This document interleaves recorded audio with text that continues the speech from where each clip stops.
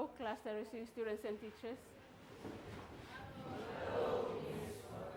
You may be seated.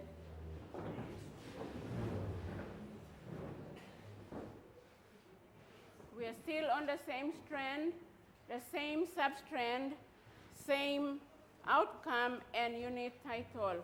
Now, teachers in the receiving schools, for your information, this is our second last lesson for this term, term 2 science, second last lesson for this term. Our last lesson will be the next lesson. Now, in the previous lesson, we had a look at concentrated acids and bases. We also looked at neutralization of dilute acids and bases, and also concentrated acids and bases, how they are neutralized. We actually did not do the experiment, but we viewed a video, and that should have helped us to understand what neutralization is, especially in concentrated acids and bases.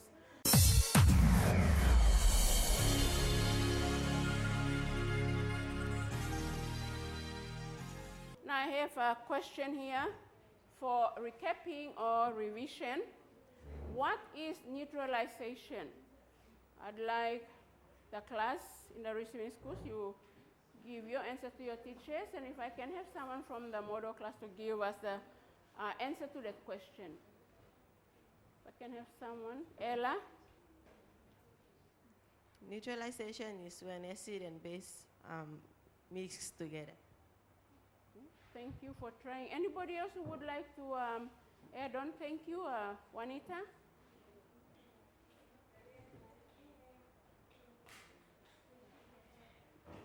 The reaction between an acid and a base that cancel each other out is called neutralization. Very good. Neutralization, like Juanita has said, there is a reaction that cancels that acid and base out, and whatever is produced is not acid and not base. It's a complete new solution produced. Now, next question, name the 3 common concentrated acids and bases. We looked at 3 common acids and also 3 common bases. These are the concentrated acids or bases used in laboratories. Receiving students, please. You can try as much as you can to give the answers to your teacher, and we'll see what our friends in the model class can give us. Anybody from the class? Michelle? The 3 common bases are sodium hydroxide, ammonium hydroxide, calcium hydroxide, and the common acids are hydrochloric acid, sulfuric acid, and nitric acid. Very good, thank you. Those are there are other acids and bases, but the common ones, those 3 acids and bases that we looked at in the previous lesson. Now, before we go to our lesson topic today, I'd like us to have a look at what I have. Now, I have with me, this is a bag. Let's see. That's a bag. And this is called a Tupper bag. It's from my area. And this is the original cloth. It's not bought from the stores. Like you have seen some cloths or some materials that are sold in the shops that have these designs, and those are not originals, but this is an original cloth. It's made from a bark of a tree called mulberry tree, and the white patches that you can see, these are the natural color from the tree, the bark of a tree. Now, the brown color we have, these are dyes, and these dyes are traditional dyes. This dye is made from the bark of mangrove trees. Those who come from the coastal areas, especially those schools in Isipik and Bougainville, you have a lot of mangroves there. we use the bark from these trees, soak this bark, get them off, soak them in the water for at least 1 to 2 weeks, and the dye from the bark is extracted. While it's in the water, it all comes out. And that dye is used to put these traditional designs on. So this brown color is traditional dye, not a brown dye bought from the shops. Now with that will lead us to our topic for this lesson, which is traditional dyes. Now the bright colors of flowers, you have seen a lot of flowers, some around your homes and some on your way to school in the bush. Everywhere, you have seen the bright colors of flowers. We have some of them here. These bright colors are due to the colored chemicals. These plants have chemicals in them, and these chemicals are called pigments. Now, pigments are the natural coloring matter of plants, such as in the plant's leaves, flowers, and fruits. Now, in this lesson, students in the research schools and the teachers, we will be making traditional dye. Your friends are going to be demonstrating to you and to their friends in the class how traditional dyes are made in their areas. And one of the demonstration and the lesson, part of the lesson, they will be talking about how these traditional dyes are used. Now we have some pictures that shows us how some of these dyes are used. We have an example there. Okay, that one shows dyes used on headdresses for probably it must be from Isipik or Morobe. Okay, also on faces, paint faces. We also have on faces as well as grasscats, and on buildings like this Yam house from the Trobriand area in Milne Bay province. Now, as usual, we have to look at some safety rules to guide us as we go through what we are going to be doing today, as we will be handling some sharp objects, maybe knives or sticks that you will be using. You have to take extra care when you are using these sharp objects. Now also do not taste or eat whatever you have with you unless it is required that you have to taste it when you are going to make your traditional dyes. Always in our experiments, we always emphasize on wiping away any spills on the table or floor. So please consider that too as well. Our general rules, once again, we'll be making a lot of rubbish. Please clean up your mess. And again, emphasizing on participation of every group member. Now, teachers, our strategy that we will be using for this lesson is demonstration. Once again, students are going to be demonstrating. We have 4 big groups with us in our classroom. However, teachers, you can have, because this is a mixture of provinces, we have them in regions, but yours can be done in village groups. We will be having the first group, which will be from the NGI region. Then we will have the Momase, then the Southern region, and the Highlands region.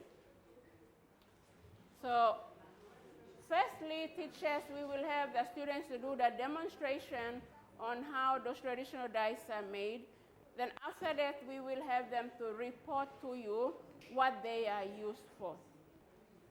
Now, when these dyes are used, demonstrated, after that, students should try to use the dyes to paint on their face if it's for painting faces, or if it's for painting grass cats, tapa, I would just provide them with papers to do that. You can also do the same, teachers.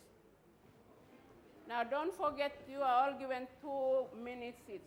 Once 2 minutes, you are given 2 minutes to do your demonstration. After that, we go to these people, another 2. Okay, so the others, while you are waiting, please, I'd like you to try and get your materials ready. Like you have that fruit there, you should get all the seeds out and get them ready while waiting.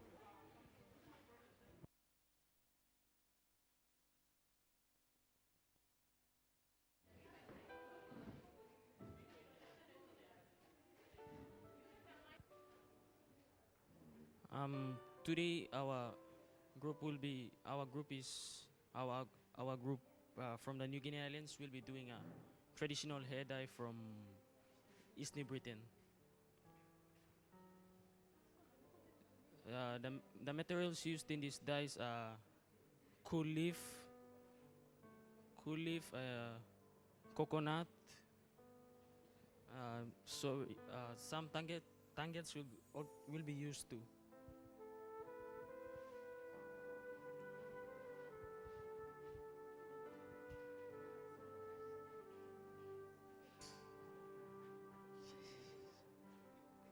First, the leaves are extracted.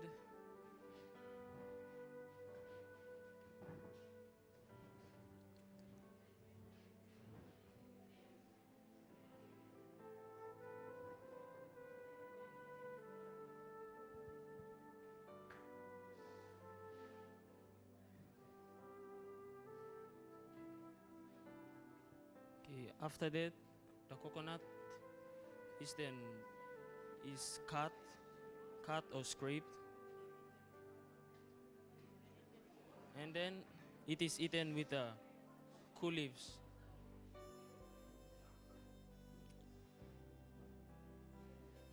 Okay, when eating, the it takes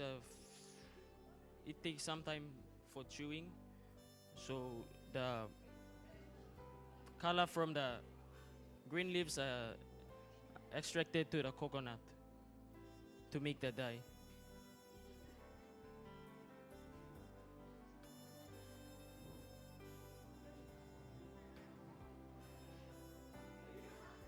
After that, it is then used to make the head dye.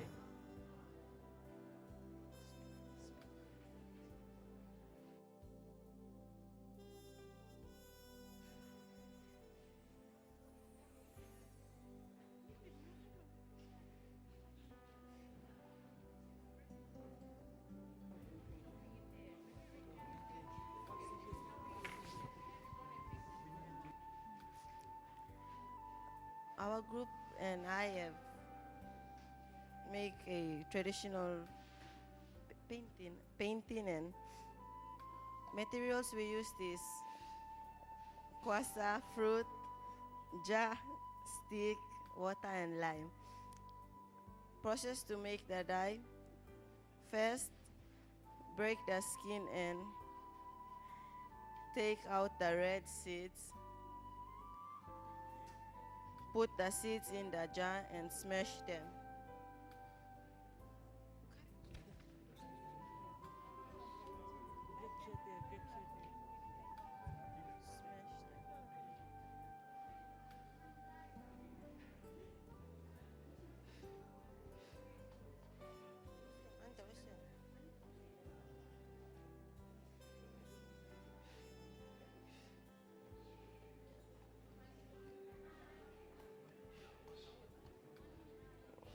Add a small amount of water.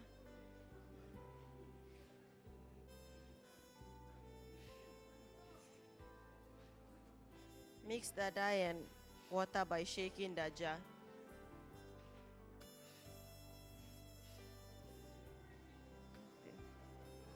Add a small amount of water in the lime and mix.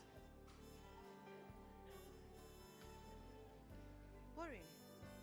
Okay, mix it on the stick. Pour it sample more. Little finish. Okay. After mixing and shaking, the dye is ready to be used.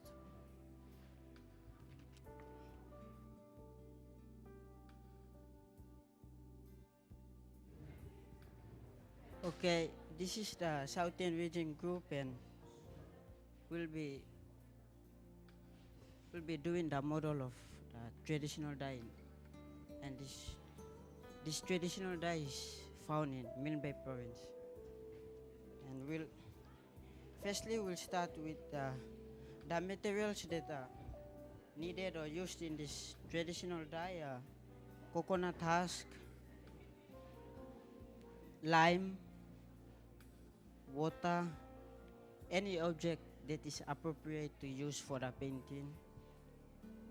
That's all. Okay, the steps. Number one step is bend the coconut husk to form a black charcoal. This is the coconut husk we bend to form a black charcoal. The next step is crush the charcoals into pieces. We've done it already here. We crush the black charcoal into pieces. The next step is add water and coconut milk.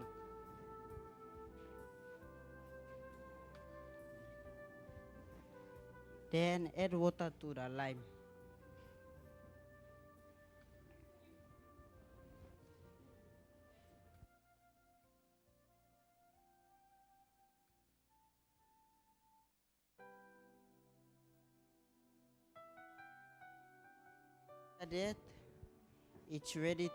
After that, ready to use the charcoal and lime to do the painting.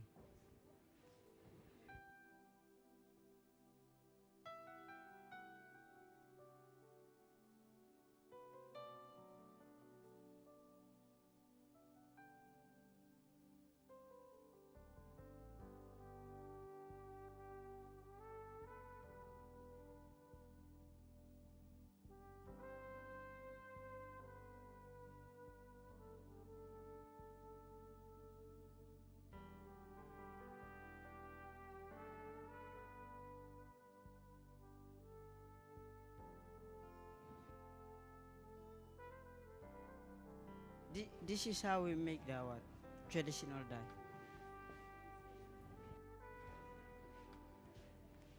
This is the islands region. In islands region, we use different traditional dyes, but we have chosen one to demonstrate. So the dye is used in Chimbu province. So the dye is taken from a tree called gava tree. Gava tree is a special tree that people in Chimbu province use their fruits to make the dye. Actually, the seed of the fruit is taken to make the dye. The process is they firstly remove the cover of the guava fruit and take out the small seeds inside. Then they put the seed into a bamboo container, but we used a jar. They pour a small amount of water and mixed it with the guava fruit. Finally, the traditional dye has been made. It takes only few days to process, and it can last for some days and even weeks, depending on how the people use them on their faces.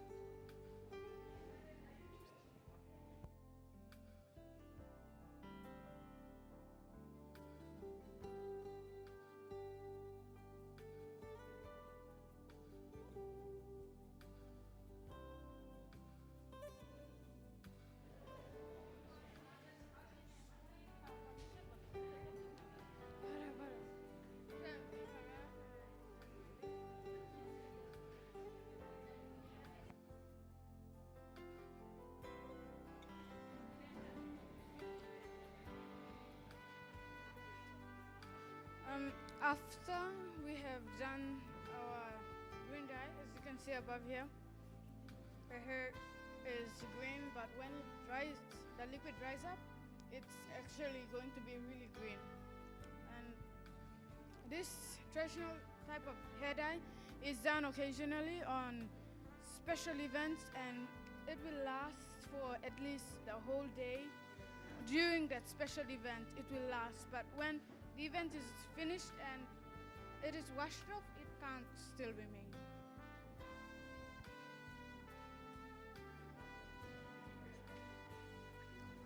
The dye that you see us finish demonstrating is we use it to paint objects, for painting face, for decoration and for billas. Also we use it to paint carving. It takes about 2 minutes and it can last for 1 day.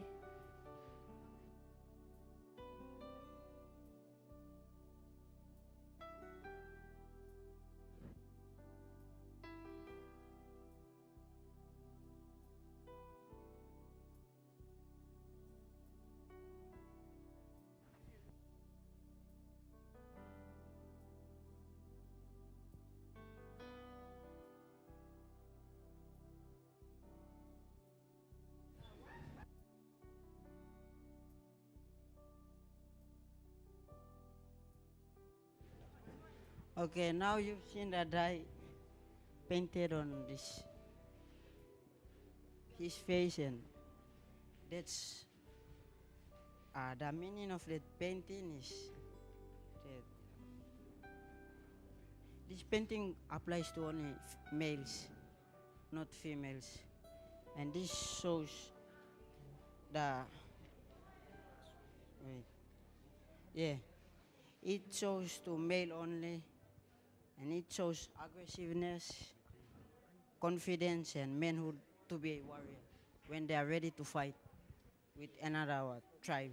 Then the leader will blow the conch shell, all the male will gather and paint to go and fight. One of our friends has been painted by using the traditional dye just to show us how our people use them in the villages. This traditional dye is used to paint people's face during special occasions such as bride price ceremony, dancing ceremony, and welcoming visitors. It is not used to paint traditional costume because it cannot last for some years. Thank you. Thank you, class. If I can have you all back to your groups. If you can sit down in your groups, not back to your place, but your groups that you have been working.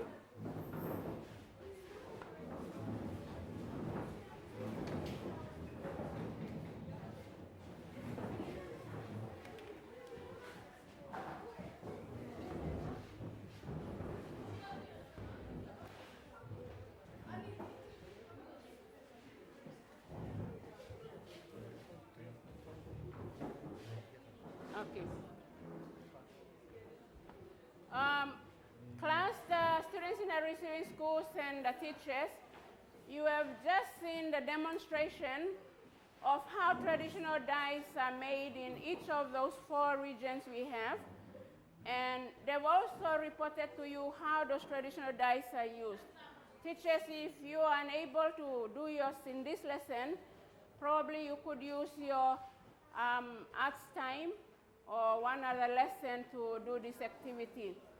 Now, I would like to have those 4 who have been modeled to come out so we can see which part of regions they are from. If I can have NGI, please, NGI. New Guinea Islands region.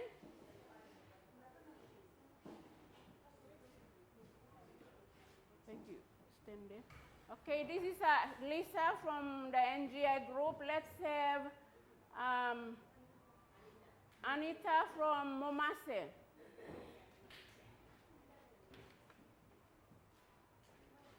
You stand there.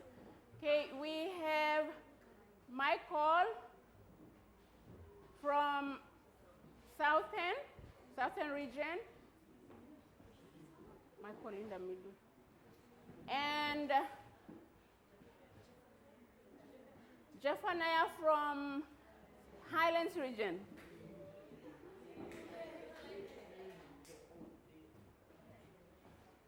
Okay, students in the receiving schools, your friends who are standing in front of you, They are from different provinces, but because they were to work together as a region, they work together and they are representing each of those regions.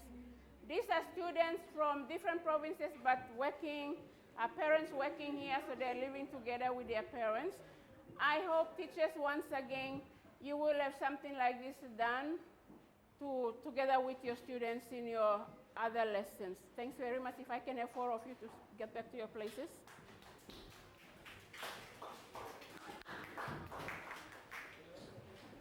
Now, to sum up our lesson for today, what we have just seen, teachers and the students, this is not just another expressive arts lesson. This is actually using acids and bases from plants that we have in our environment. We have a lot of traditional dyes that we use, but we do not know that these plants that we have, as well as other sources of materials that are obtained to use for traditional dyes, they have acids and bases. Now, to sum up,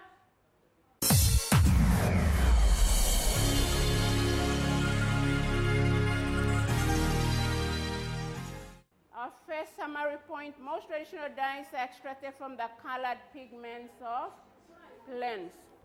If I can have the class to copy that in your worksheets as well as the receiving students.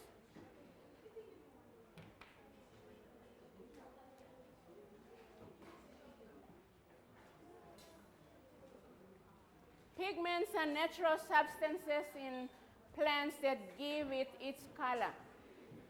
We see there are a lot of different colors that plants have, and these colors are from the chemical called pigments, and they determine the colors of these different types of plants that we have.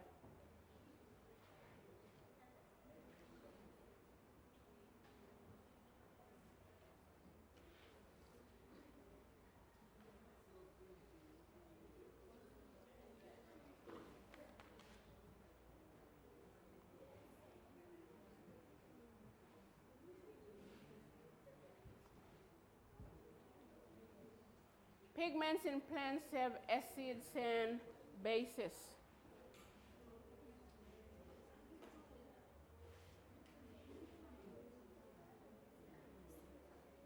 There are other sources of traditional dyes such as lime, sap from plants, clay, and charcoal. You have just seen your friends use some of those, like charcoal, lime, to go together with whatever dye they got from different parts of the plants.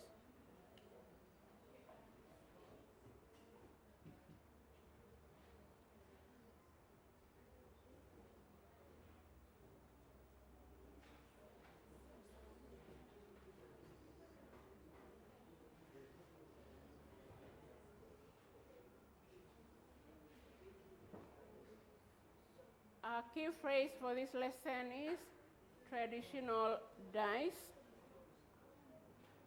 Our next lesson is general revision. Teachers, the next lesson is going to be on general revision for the whole term's work.